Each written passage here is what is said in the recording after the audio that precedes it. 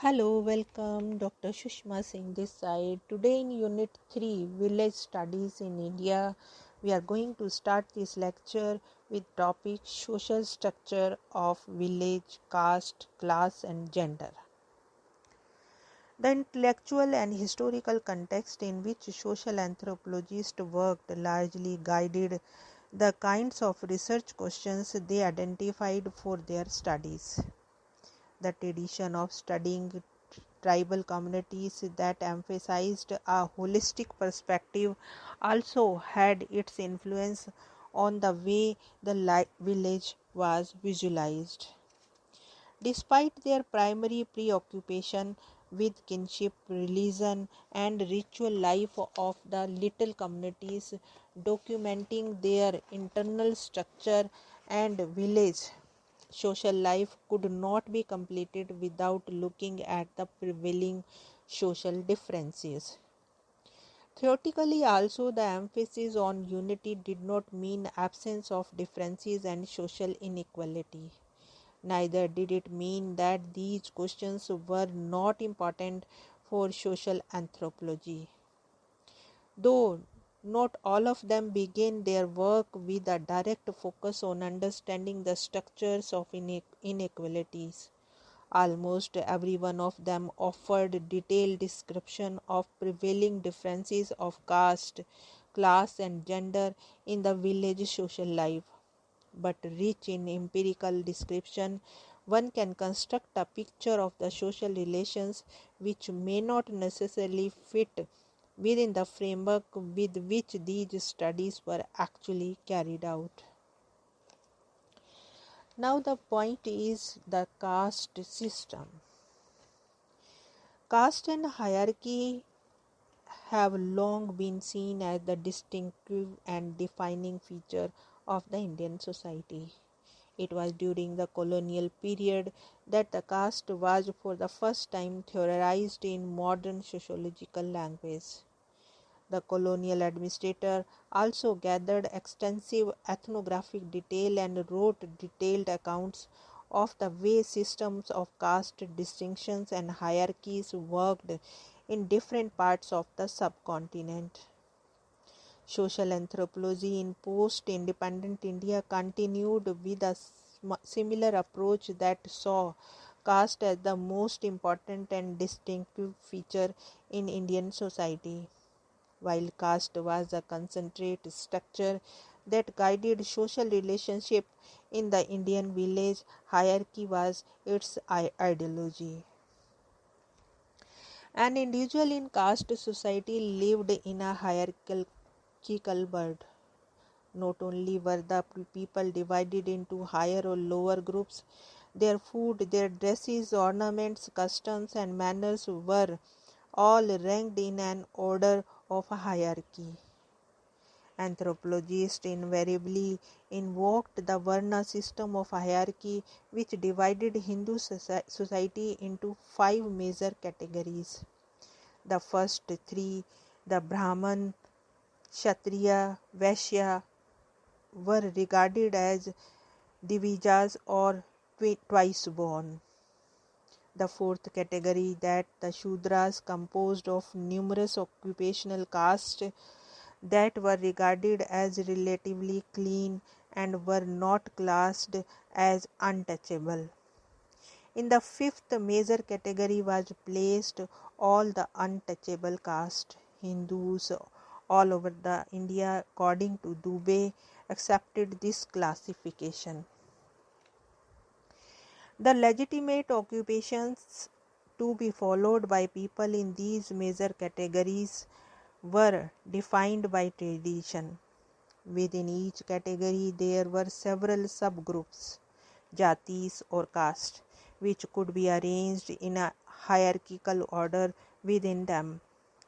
In this general framework of Varna system, with considerable variations in different religions, there were several socially autonomous castes, each fitting into one of the 5 major divisions, but otherwise being practically independent in their socio-religious sphere of life. Though the essence of caste lay in the arrangement of hereditary groups in the hierarchy. The popular impression derived from the idea of Varna that arranged groups in an order with Brahmins at the top and Harijans at the bottom was right only partly. The empirical studies pointed out that in fact only the two opposite ends of hierarchy were relatively fixed. In between and especially in the middle region, there were considerable room for debate regarding the mutual position.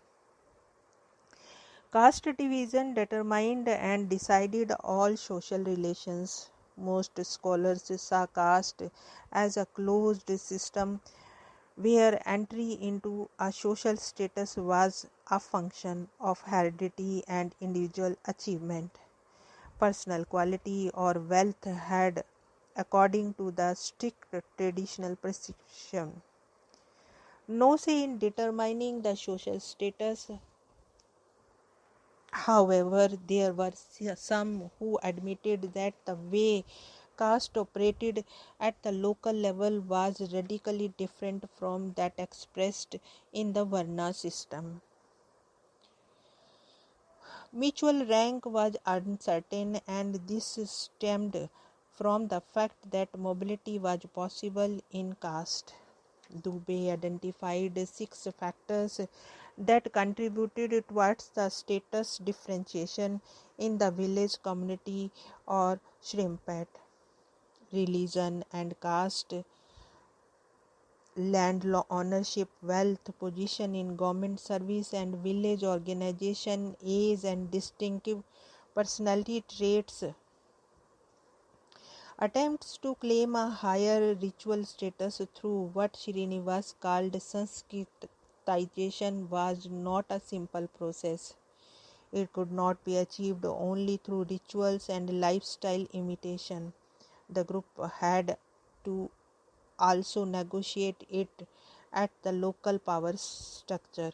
Similarly, stressing secular factors, Dubey pointed to the manner in which the caste panchayat of the lower or the menial caste worked as unions to secure their employment and strengthen their bargaining power vis-a-vis the land-owning dominant caste. However, a large majority of them viewed the caste system as working within the framework of Jajmani system and bound together different castes living in a village or a cluster of villages in enduring and pervasive relationship. Now the next point is land and class.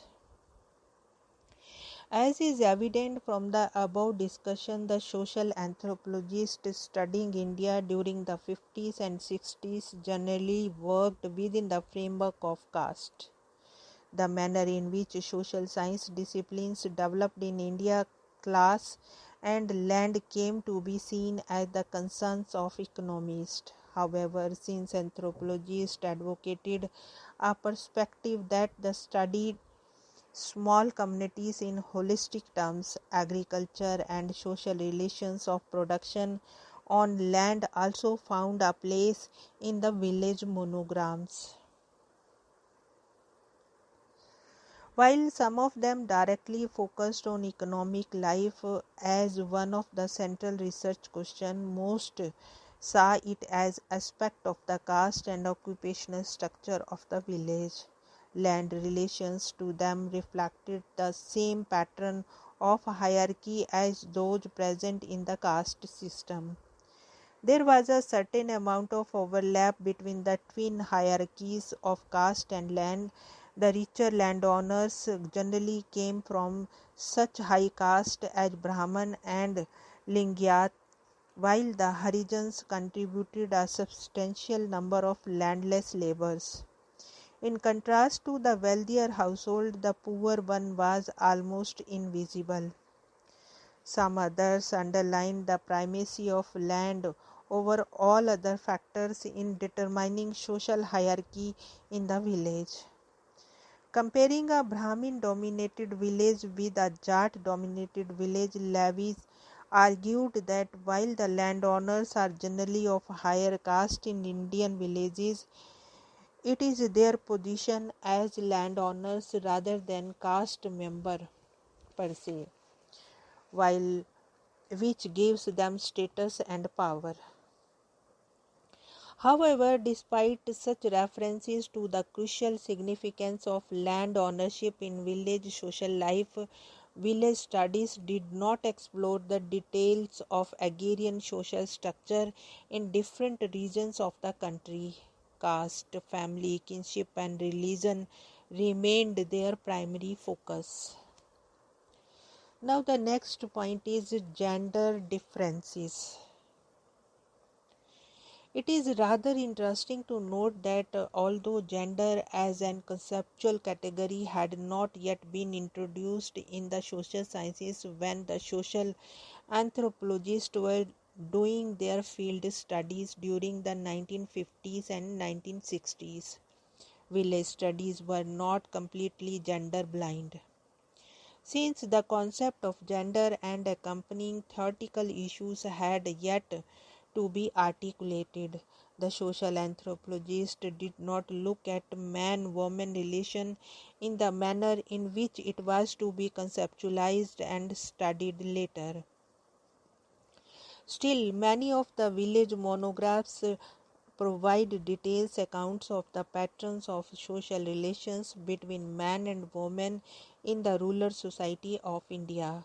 Some of these monographs even had separate chapters devoted to the subject. In the absence of a critical theoretical perspective, the village studies constructed gender and patriarchy as a natural social order. Further accounts of man-woman relation provided in these studies were largely based on the data collected from male informant. Most of the anthropologists themselves being male, it would have been difficult for them to be able to meet and participate in private life of the village people. Some of them were quite aware of this lacuna in their fieldwork and have written about it in their reflections on their fieldwork experience. Most village studies looked at gender relations within the framework of the household and participation of women in work. These studies highlighted the division of labor within the family and overall dominance that men enjoyed in the public sphere. Women, particularly among the upper castes, were confined within the four walls of the house. Social world of the woman was synonymous with the household and kinship group, while the man inhabited a more heterogeneous world. Compared to men in the central Indian village studied by Mayer, women had less chance to meet people from other parts of the village. The village well provided a meeting place for all women of non-Harijan caste and the opportunities for gossip. But there was a limit to the time that busy women could stand and talk while they drew their water, and afterwards they must return home, where the occasions for talking to people outside their own household were limited to meeting with other women of the street. In the Telangana village also, Dubey observed that women were secluded from the activities of the public space. It was considered a mark of respectability in women if they walked with their eyes downcast. The rulers of patriarchy were clearly laid out. After caste, gender was the most important factor that governed the division of labor in village. Masculine and feminine pursuits were clearly distinguished. Writing on similar lines about his village in the same region, Srinivas pointed out that the two sets of occupations were not only separated but also seen as unequal. It was the man who exercised control over the domestic economy. He made the annual grain payments at harvest to the members of the artisan and servicing castes who had worked for him during the year. The dominant male view thought of women as being incapable of understanding what went on outside the domestic wall. Men also had a near complete control over the woman's sexuality. In the monogamous family popular among most groups in India, a man could play around but not so a woman.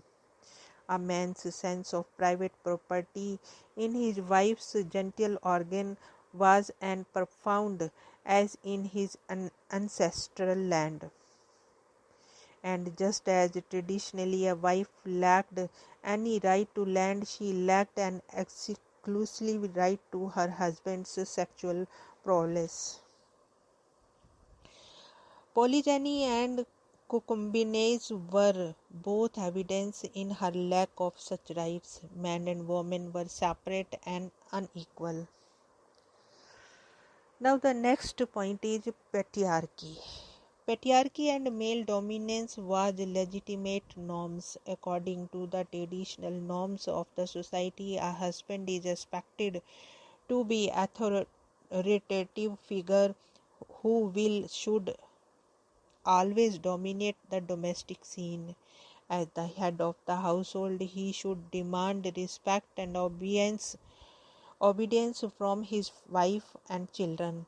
The wife should regard him as master and should serve him faithfully. Here we want to close this lecture. Thanks for listening.